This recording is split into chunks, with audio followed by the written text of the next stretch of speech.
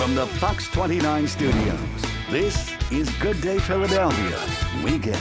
It will go down in Philadelphia history. The speech from Jason Kelce and his words of vengeance. The Eagles center went from local legend to international star overnight.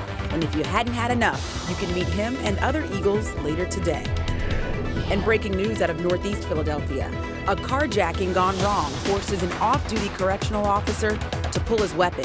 The shots leave the suspect in critical condition. More on the officer's recovery this morning. And the weather may be a little chilly in our area, but that's nothing compared to the snowstorm hitting the Midwest. Several major car crashes and more than 1,000 flights canceled. How Philadelphia International Airport is affected by the mess. And 17 Marvel comics finally, one featuring a black superhero. What happens now determines what happens to the rest of the world. How Black Panther is bringing hope, hype, and pride, and one local principal is able to send her students to see the groundbreaking movie thanks to generosity on social media. It's amazing what the power of social media can do. Spread messages. It's like a movement. So quickly, I know. Good day, everyone. It's Saturday, February 10th, 2018. How are you? Good. You still fired up? I see you got your black and green on, although you can't see it right now. Eagles green on the bottom. So this is my last piece, and then I'm done for the season. We got to get ready for next year. It's in Atlanta. I know, 2019, it's true. Super Bowl 53. It is. It totally is. Okay, so now everything's over, and people are sort of somber because it's just going to be, what, cold and wet and rainy this weekend? The rain's moving in. Temperatures are actually going to go up a little bit. And apparently more Eagles players are going to stop by today at Carl's for autograph signing. So that's going to be fun for fans because, you know, they love their Eagles. Yeah, I mean, those speeches really just resonated with a lot of the fans, and they felt something, and they just really appreciate the brotherhood of the players. I think so. Yeah. I think Torrey Smith was tweeting last night that what he appreciated most about being a part of the parade is looking out from the buses and seeing so many people just brought together in positivity. And, you know, it was uplifting, I think, for a lot of players to know that the sport of football can do that. That's what sports are all about. Yeah. How much did you love Jason Kelce's tribute to the Mummers with his parade costume? Well, get this. Look at that. Zach Ertz is cracking up laughing. Mike Jarek tries his hand at the look. Did you see that? 2.5-minute break, and we'll show you what happened when Mike Jarek tries to don that look. And a wintry mix strikes the Midwest. Snow, sleet, freezing rain, and you see the boards there? Canceled. A lot of flights affected. Meanwhile, Scott says we're in store for a Super Soaker Saturday. What time does the rain start, and how long will it stay? Scott has the forecast after the break. We have a heads up for you if you take SEPTA's West Trenton Regional Rail Line this weekend and next Saturday and Sunday. Shuttle buses will replace train service. That's for the West Trenton, Yardley, and Woodburn stations. Those changes are happening due to construction. Now to the Midwest, where the region has been pummeled with heavy snow and strong winds. The severe weather caused at least 2 deaths yesterday. The National Weather Service reported 10 inches of snow in suburban Chicago, nearly a foot in Indiana. Snow-related crashes were widely reported across southern Michigan. All of this making air travel very difficult already today. At least 950 flights have been canceled at Chicago's O'Hare International Airport. Hundreds of other flights were delayed or canceled in Michigan over the past 24 hours. At the moment, Philadelphia International has not mentioned any flight delays or cancellations, but if you plan to fly to that area this weekend or you're expecting a guest, call the airline ahead of time to check that flight status. All right, Scott, they're getting the white stuff, we're getting the rain. We have a heads up for you if you take SEPTA's West Trenton Regional Rail Line this weekend and next Saturday and Sunday. Shuttle buses will replace train service. That's for the West Trenton, Yardley, and Woodburn stations. Those changes are happening due to construction.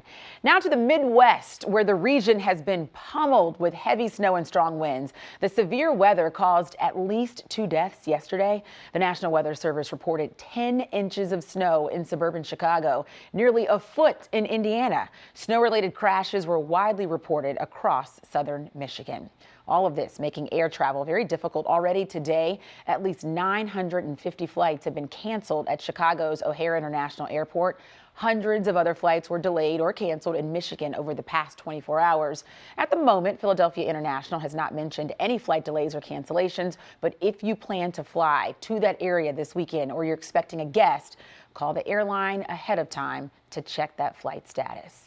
All right, Scott, they're getting the white stuff, we're getting the rain. I went to Furman University, so as students, we love chanting FU all the time. Yeah. It's one of our things. Speaking of Jason Kelce, lots of people still talking about his sort of get-up, you know? He marched in the Parade of Champions on Tuesday in a Mummers costume. Well, it turns out the look was made a decade ago by Mummers designer James May, who has since retired. So we took a trip to May's office in Ridley Township, where he showed us original sketches, talked about how this was all born. May designed the suit for the Avalon String Band. Look at that. He said he was very pleased when he found out Kelce wore his design. Yesterday morning, on Good Day, Mike Jerrick had a little fun with Jason Kelce's rant and his style. Take a look. The first thing that came to my mind as we were walking away from the parade was, I salute whoever has to clean up this huge mess. Oh my gosh, yeah. I mean, I think there's confetti like all the way here at Old City. So, I know. I mean, it's everywhere. And then you know the rain that came on Wednesday, which was why they didn't have the parade Wednesday, soaked every piece of grass, or you know, it was mushy, it was There's muddy. no grass left. I know, it's like a mud pit down there. So that's that costume, by the way, that's gonna be the hit this Halloween. Oh, you're right. Exactly. You're right. Yep. That's true. All right. Women and girls in sports, stand up. We're going to celebrate your extraordinary achievements in athletics after the break. President Trump says he will not declassify the Democrats' response to the Republican memo alleging abuse of surveillance powers by the FBI. The White House says the memo contains classified and sensitive information, and President Trump will gladly release the memo once it is revised with the help of the Justice Department. And another White House aide has resigned over allegations of domestic violence. This is the second just this week. David Sorensen, a speechwriter to the president, stepped down last night. His ex-wife says he abused her both physically and emotionally. This comes in the wake of the resignation of Rob Porter, a top aide inside the Trump administration. Two of his ex-wives reported a history of abuse. Welcome back. You're watching Good Day Weekend. I'm Lauren Johnson. Scott Williams has some pretty nasty information for you about this weekend weather. Get those errands done early. Some people don't learn their lessons. Jenny Joyce, thank you so much. Let's get to our top stories. This one out of Southern California, an accident involving the motorcade of Canadian Prime Minister Justin Trudeau sends 3 people to the hospital. The Prime Minister was not hurt. The collision happened when officials say an SUV made a left turn in front of the motorcade. None of the injuries appear to be critical. The motorcade was returning from the Reagan Library, where Trudeau spoke about Canadian trade. History on the Korean Peninsula. Representatives from North and South Korea sat side by side during the opening ceremony at the Winter Olympics. The U.S. delegation, led by Vice President Mike Pence, was also a lot closer to the North Korean contingent than many expected. Fox's Greg Palco has the story from Seoul. I'm sure a lot of people going in there to stock up on jerseys and all their Eagles gear for next year. They can't keep it stocked. I know. So it's no surprise that fans went all out for their Eagles parade. So we're taking a look at some of the best fashion moments. Check out this fan, full of fur from head to toe. The Inquirer's Julia Taruso posted that picture on Twitter. And then there's this one. Look at those nails. The fans rocking a pretty green design in honor of the birds. There was a lot of green hair that day. That woman put on a wig, kept her legs warm as well. A little fur up, down, bottom. Fans got pretty creative to stay warm. I saw a lot of coats, scarves, hoodies, but everything from Eagles green to anything that'll keep you warm. I'm loving the tattoos. A lot of folks are getting tattoos. They are. Full out tattoos. I saw the one. Philly special. I mean, you name it. They had the Jason Kelce, in his Mummers costume with one of his quotes down underneath it. It's kind of cool though. I love the energy still in the city. I do. Speaking of that, you can feel it in the streets. Positive energy still radiating throughout Philadelphia after a celebration that's been a decade in the making. Now, one group wants that peace to sort of stick around. We'll have that story for you next. Also happening today, fans will get the chance to meet former Philly star Ryan Howard. He's heading to Deptford, New Jersey for a book signing event. The World Series champion will sign the books with his wife, Crystal. They created the Little Rhino chapter book series. That event aims to promote good sportsmanship and the importance of literacy. It's happening from 11 a.m. until 1 p.m. today at South Jersey Federal Credit Union. That's on the 1600 block of Huffville Road. The book can be purchased at the signing for $5. Let's go to Bucks County, where 8th graders put away their cell phones for the night, and it was not punishment, it was their choice. Students at Newtown Middle School held a lock-in at their school last night. It was all an effort to raise money for Autism Cares Foundation. The school invited families of children with autism to have a play night with the students. The 8th graders say it was a lot of fun. At first I thought it would just be like a fun thing, like a lock-in, just all 8th graders, but then and after that I was nervous too once I heard that we were with the kids. But now I got really used to it and I'm actually having a good time and it feels so good to finally do something like this. It feels good to give kids a chance that don't get to go to types or things like this. It feels good to give them a chance to have fun with us.